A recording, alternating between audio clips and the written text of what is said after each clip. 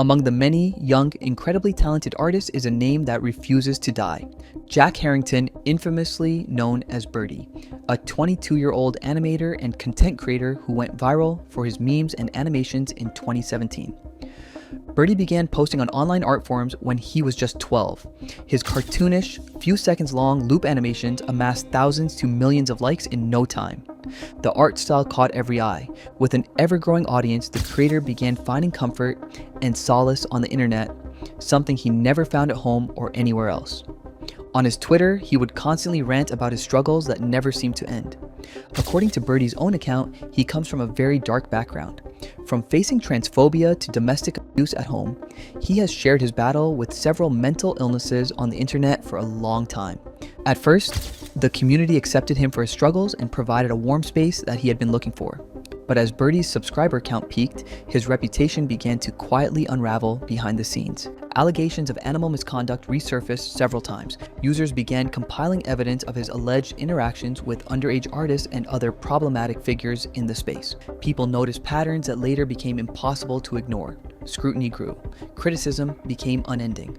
This major shift in public opinion pushed Birdie to take a long break from the online art community altogether. And when Birdie eventually did return, the internet, having given him a chance at redemption, had already caught on to his manipulative and contradictory history. The situation reached a breaking point when the creator abused the very sympathy that could have saved his life. An $11,000 scam took the art community by storm, and nothing was ever the same again. This is the story of Jack Harrington and how he became the internet's most hated and controversial digital artist. Let's get into it. Back in 2016, the art community was flourishing. Young artists were showcasing their techniques in remarkable ways. Smart tools like Flip-a-Clip were providing a massive tool to these kids and teenagers to express their art, humor, and state of mind. Among these creators emerged Birdie, who managed to create an unavoidable space for himself in a very short time. For a little background, Birdie was born in Washington on September 22, 2004. He was born a female who went by the name Sophie, but later transitioned into a male and took the name Jack Harrington. Birdie, from his own account, is an autistic with mobility issues, and his disability and autism diagnosis gave him a tough time throughout his childhood. Birdie also spoke extensively about his mental health. According to the creator, he had been dealing with psychotic episodes since childhood. While these claims have never been independently confirmed, they would become a recurring explanation for many of his actions and behaviors online. I ended up having a psychotic break that lasted for months, and the Wi-Fi being out was most of the reason for it.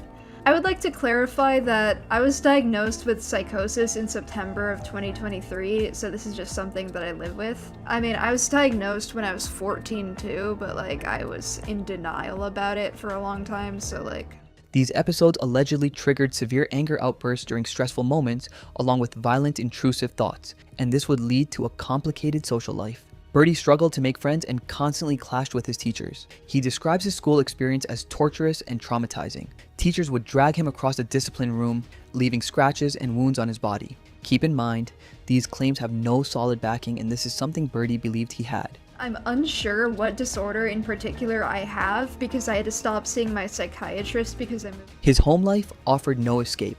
According to Birdie, he was raised in an abusive household where his parents would constantly mistreat him. He has described his parents as extreme political conservatives. In one of the videos he's posted, Birdie described his parents as racist, sexist, transphobic, anti-vaxxers, anti-maskers, conspiracy theorists, and much more. For you. They are conservative Trump supporters. They are racist, sexist, transphobic, homophobic, anti-vaxxers, anti-maskers, conspiracy theorists, hardcore Christians. They're literally in a cult, and they have 6 kids, not including me. He alleged that this mistreatment was physical, emotional, and sometimes even took the form of SA. Things for Birdie were not pretty, but then his first introduction to a personal laptop changed everything. Unfortunately, for the worse. His father bought him a device when he was very little and taught him how to use MS Paint on it. Learning art ended up being a beautiful experience for Birdie. After practicing on MS Paint for some time, digital art and animation became Birdie's primary coping mechanism. Birdie seemed to have a God-given talent for art, which was meant for bigger platforms. He created several YouTube channels to showcase his work, but only one would eventually take off. His digital creator journey started in 2017, the year he was able to keep his first YouTube channel with the username Damage Coda 6669. The platform grew big. Birdie managed to score 100,000 subscribers by 2018, within just 1 year of the channel's creation. Although they lacked context for the most part, people loved his animations. His following kept growing and he managed to build a community of his own, but it wasn't only his art that invited so much attention, it was an endless stream of personal drama and an unsettling social circle. Besides YouTube, Birdie was chronically online on platforms like Tumblr, Twitter, Discord, and Google+. There, he would share his drawings and very detailed stories of all the mistreatment he was facing at home, school, or the internet, but what stands out the most is his struggle at home. According to Birdie, problems at home went far beyond simple neglect. Birdie was raised by a mother who many within the community came to view as deeply neglectful. Unverified online reviews suggested she repeatedly clashed with doctors who wouldn't give her children specific diagnoses, sparking rumors that she was doctor shopping to exploit government disability programs. Not only this, but Birdie's fan community discovered that his mom would post inappropriate images and content on her public Facebook page. This also included collecting glass statues of female private parts. And as all of this was happening, Birdie was integrating whatever he was experiencing at home in his art. The cute, cartoonish, and entertaining memes would turn bizarre. What started as wholesome drawings of My Little Pony characters soon turned into something much darker. The edgy, dark-themed drawings that would frequently cross moral boundaries became a vivid pattern throughout Birdie's art journey. He would draw extremely gory drawings of his original characters to depict his deteriorating mental health. Soon, this gory art would turn into underage explicit material and very concerning comics. Most of Birdie's earlier art would be dedicated to Foxy, a gaming character from an indie game, Five Nights at Freddy's. At first, the drawings would only involve inappropriate themes for a 12-year-old, but screenshots from Discord servers suggested that Birdie was fantasizing about having extreme, non-consensual encounters with Foxy. These posts and discussions were massive red flags, but with zero parental intervention, Birdie spiraled deeper into the darkest corners of the internet. As time went by, Birdie's internet presence kept strengthening, but it was being built on a deeply toxic foundation. As his audience expanded, Birdie began networking with other prominent young animators in the community.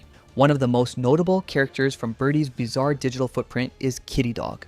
Kitty Dog was another very well-known and talented animator of the time. Her content revolved around creating original characters, which were usually the hybrids of cats and dogs, which was a norm for the furry art community. In 2017, when he was only 12, Birdie began displaying an unexplainable obsession with Kitty Dog, who at the time was 14. In a creepy way, his art style started resembling hers and he began posting drawings that would depict his romantic obsession with her.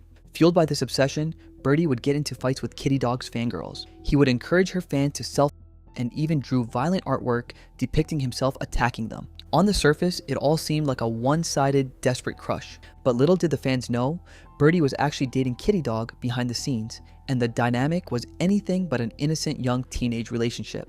The two artists would draw NSFW art of each other's characters and discuss topics that were not appropriate for kids their age. This went on for some time, and when they finally did break up, grooming allegations against Kitty Dog started to surface.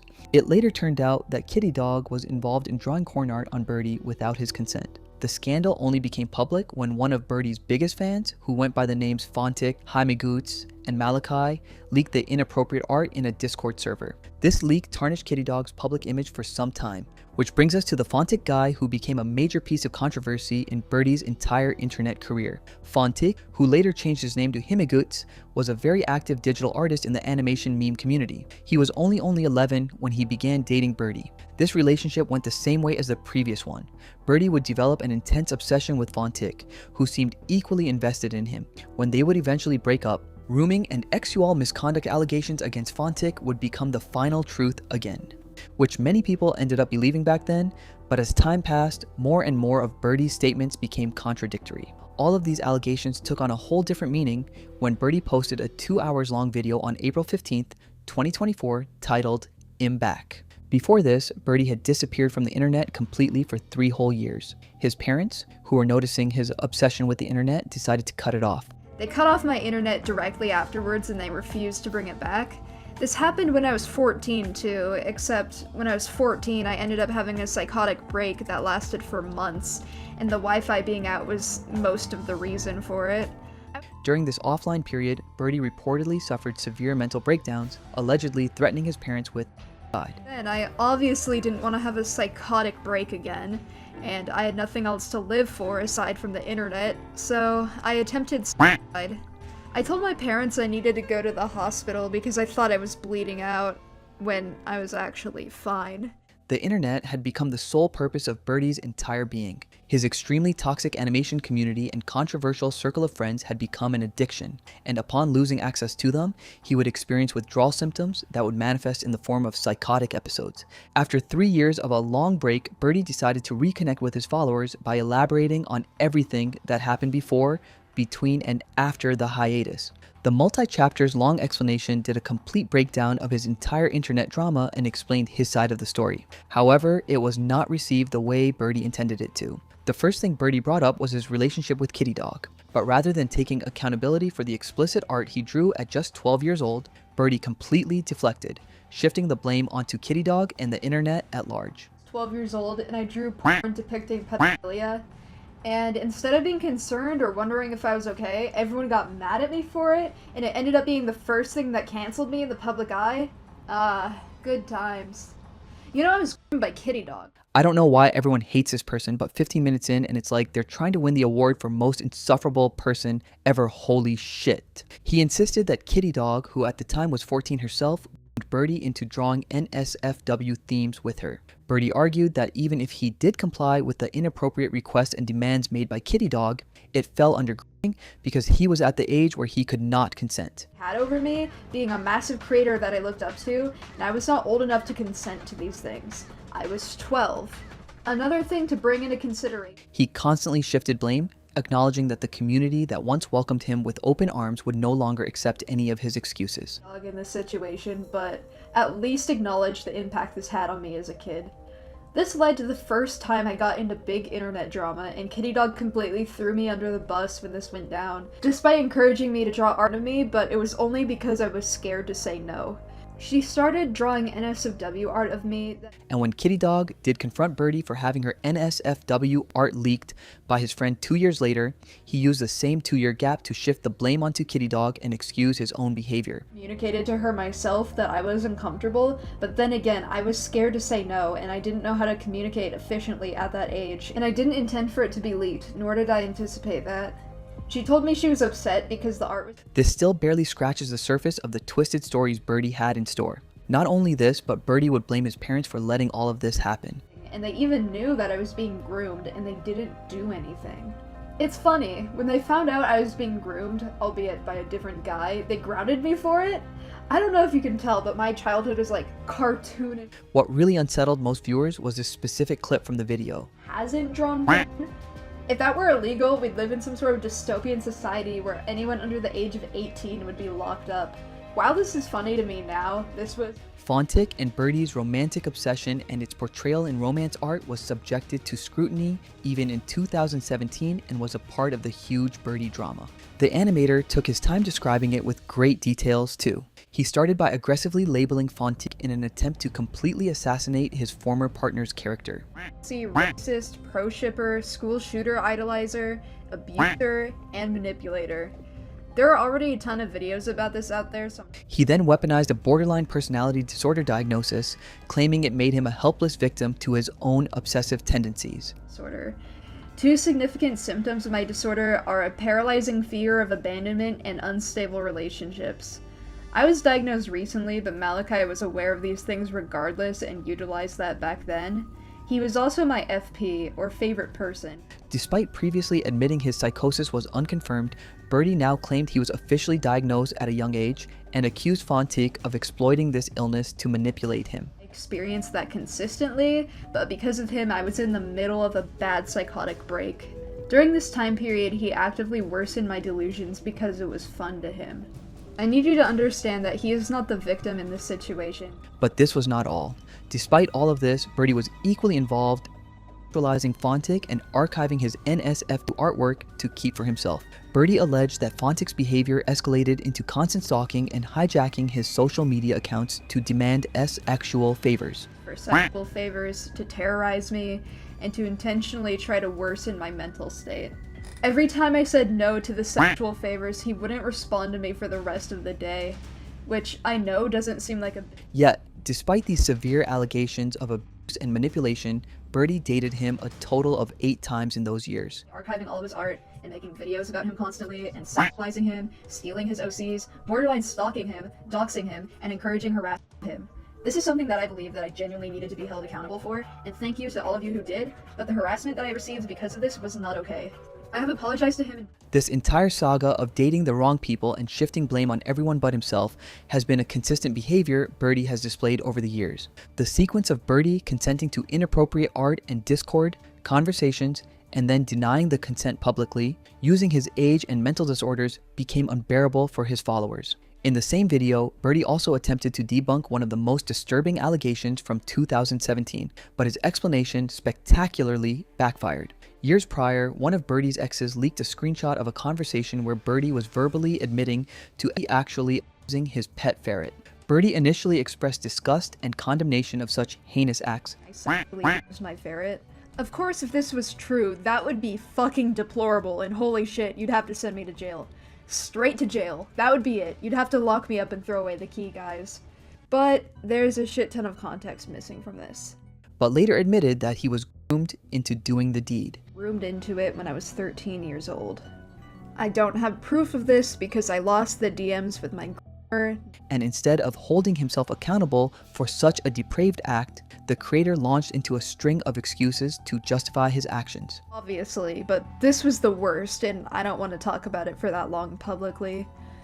Another thing I'd like to point out, which is almost as important as the context. Birdie not only admitted to subjecting his pet animal to harm, but also owned up to the allegations that he was neglecting his pet too. Care for them. I didn't know how to clean up after her, I didn't know what food she was supposed to eat, I didn't know how to hold her. I didn't even know that she wasn't supposed to live in her cage, And this neglect was apparently not his, but his parents' fault too. Prepared for it.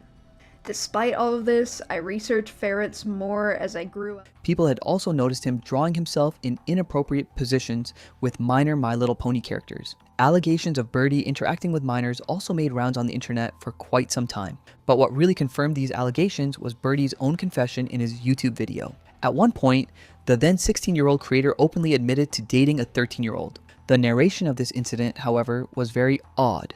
Rather than acknowledging the inappropriate age gap, Birdie blamed the 13-year-old for forcing him into dating them. Lucid, but in all honesty, I think I was taken advantage of.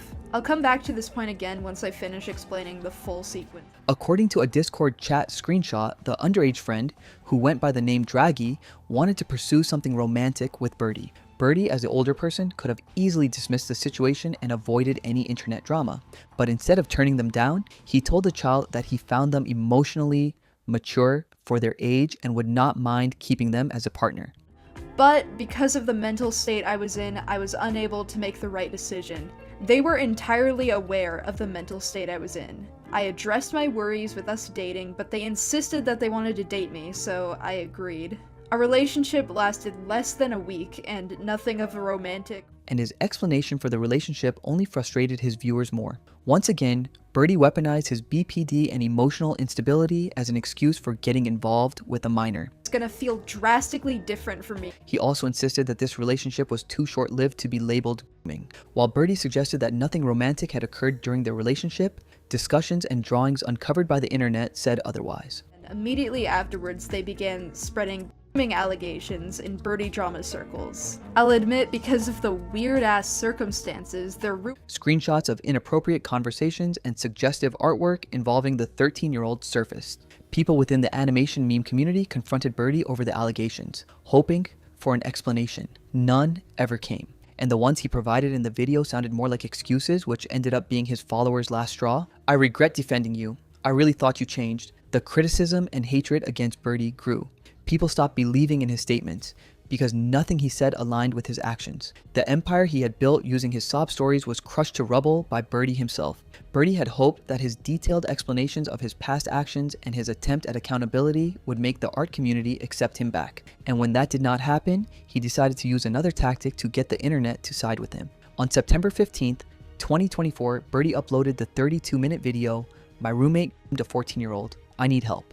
Curious and concerned, hundreds of thousands of people click on it. During this time, Birdie had been living with another YouTube meme art animator, CineBears03. Now, Cinebear, at the time 20, was a very popular creator with more than 500,000 subscribers on the platform. She and Birdie had been friends for a long time, and when the abuse back at home allegedly got extremely bad for Birdie, Cinebear offered him a space in her apartment. In the video, Birdie alleged that Cinebear had been exchanging inappropriate messages with minors.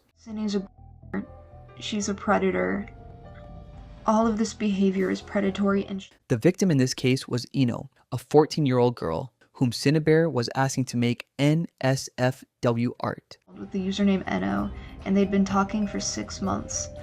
Cine sent Eno, including sadomasochistic.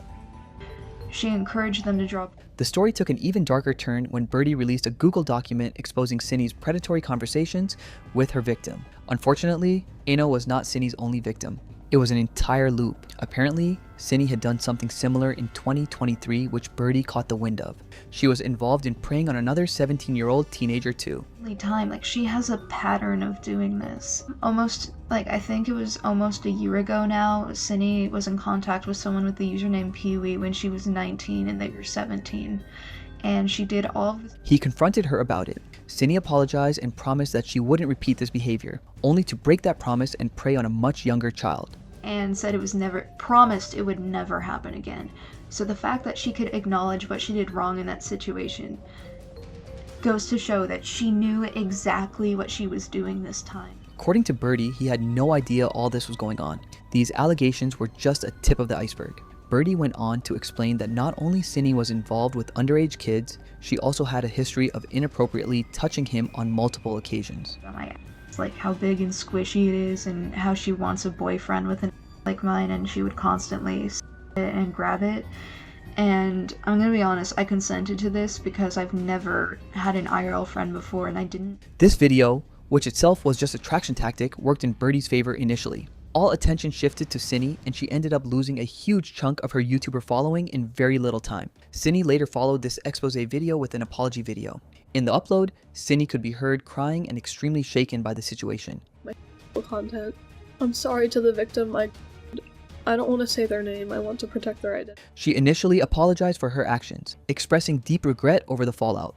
By this point, she and Birdie were no longer living together, and their once close relationship had entirely ended. By this time, Birdie and Cine had parted ways. They were no longer living together, and Cine appeared very heartbroken by it.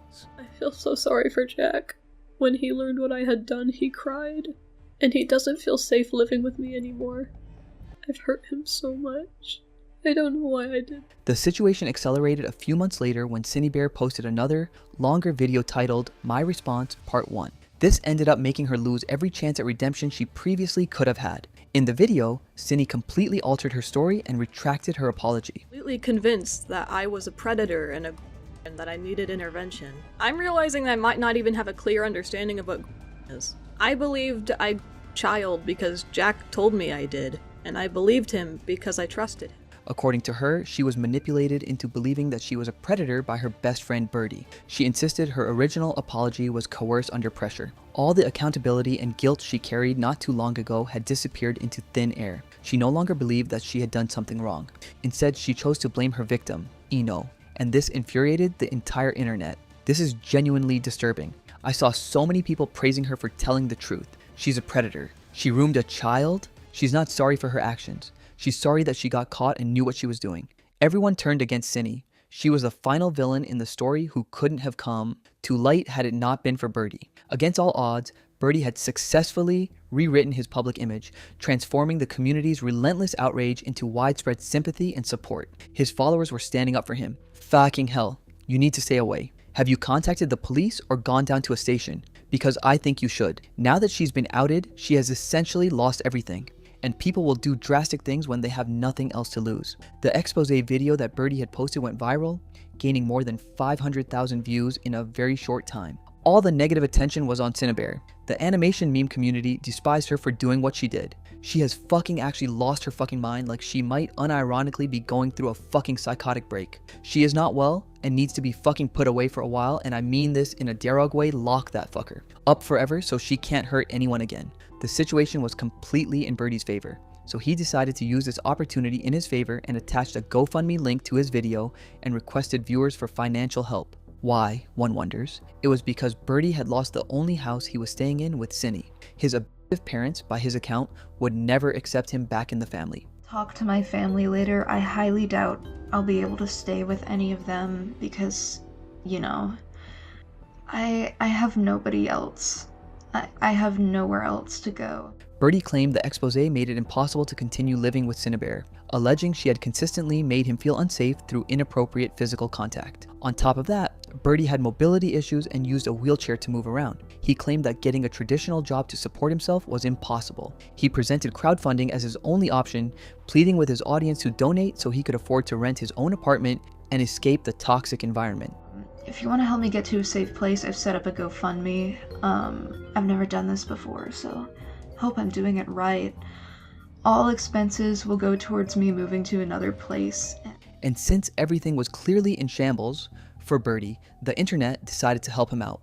The GoFundMe link was spread all across the internet. Thousands of people donated all they could. The campaign's original goal was $10,000, but Birdie managed to raise over $11,000 in a single day, more than enough to secure a new place. Just 2 days after the video went viral, Birdie updated his followers that he was leaving Cinny's apartment. Meanwhile, Birdie continued his relentless public campaign against Cinnabar, tweeting about how thrilled he was to watch her lose her friends and colleagues in real time. Birdie seemed highly confident that his exposé had permanently destroyed his former roommate's reputation. But as all of this was unfolding, Cinny was already preparing a massive counter-exposé of her own. In a follow-up video, she expressed how deeply scared for her life she was. And late into my shift, I saw that he made a Twitter thread. He openly bragged about stealing my friends from me, and he told me to live and suffer, and he called me a p***o. I didn't know what to think of him anymore. I didn't know what he was capable of. I didn't know what he was willing to do. So I went into a delusional, paranoid state. I had to leave work early, but I couldn't go home. I was convinced that if I went home, then someone would be at my apartment and they would. Then another Twitter rampage began when Birdie started crashing out over his pet cat Scockrope, who he consistently alleged that Cinny had stolen. In response to these robbery allegations, Cinny posted another YouTube video, and things only go downhill from there on. She revealed that the cat Birdie claimed she stole was actually at the home of one of Birdie's own friends. My kitten. Jack is claiming that I have possession of Squirp, that I successfully took her from him, but I don't have her. I have no idea where my cat is, and I don't know if he's even aware of where she is. Cinny also accused Birdie of being a neglectful owner and not looking after his cats properly. In a video, she could be seen showing her apartment, elaborating that the cats were safer and in a cleaner space under her supervision. Not me. I've stepped up as a caretaker ever since he left. My apartment is much cleaner. Stupid is losing weight after a long stretch of being overweight. I'm giving her more variety with her. Cinny had suspicion that Birdie was behind the cat's sudden disappearance, which ultimately turned out to be true. The cat, Scrappy, was indeed in Birdie's friend Izzy's possession, who was also known as Queen on Twitter. Not only did Birdie break into Cinny's house to steal the cat, he took a bunch of her personal possessions with him too. This included a flash drive, a monitor, and her jewelry. Any items that Jack stole from me when he left, and when he later entered my apartment after I changed the locks. And she has actively refused to give me my cat. And instead of returning the cat to either Birdie or Cinny, Queen decided to keep the cat for some time. Queen did eventually return the cat to Cinny, but it came with another massive exposé. Queen decided to expose both Birdie and Cinny for keeping their pets in a filthy, litter-filled environment. These claims were not unfounded either. After moving out of Cinnabar's apartment, Birdie had temporarily stayed at Queen's house, and rather than respecting his host's space, Birdie allegedly trashed the room he was staying in, leaving it entirely unkempt. Queen posted the pictures of his trashed room on Twitter to let the world know what she was dealing with. The mess wasn't limited to just clutter. The photos revealed heavily stained, unwashed bedsheets covered in what appeared to be drops of blood. All of this drama inadvertently revealed a massive discrepancy in Birdie's story. He wasn't living in a rented apartment of his own. By this time, a few months had passed since the GoFundMe campaign.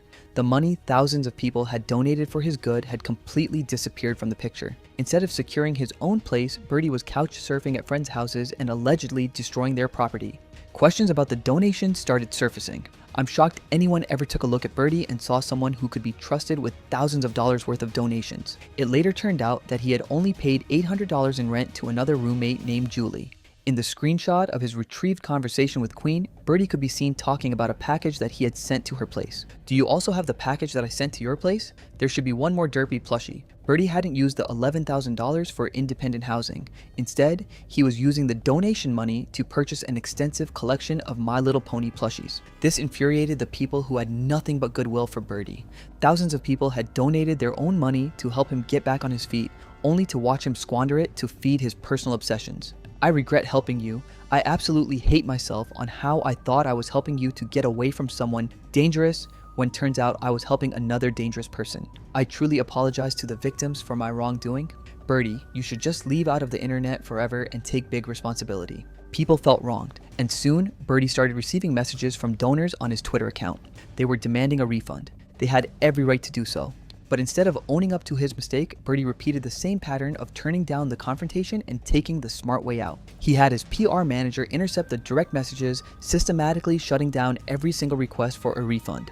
And to this day, Birdie has refused to provide any explanation or accounting for the $11,000 he took from his audience. The internet had given him one final chance at redemption, and he repaid that trust with a massive financial scam. The loop of endless criticism and distrust resumed. After the GoFundMe scam, his viewers refused to accept him back, and noticing how everyone had turned against him, Birdie disappeared off the internet completely and has not returned to this day. Okay, I'm sick of being this week's hot juicy drama and having the dehumanization and demonization of myself so widely normalized again. PPLR scraping the bottom of the barrel for rumors. I'm leaving for a bit. Everybody get your shit. Together, this is just like 2017.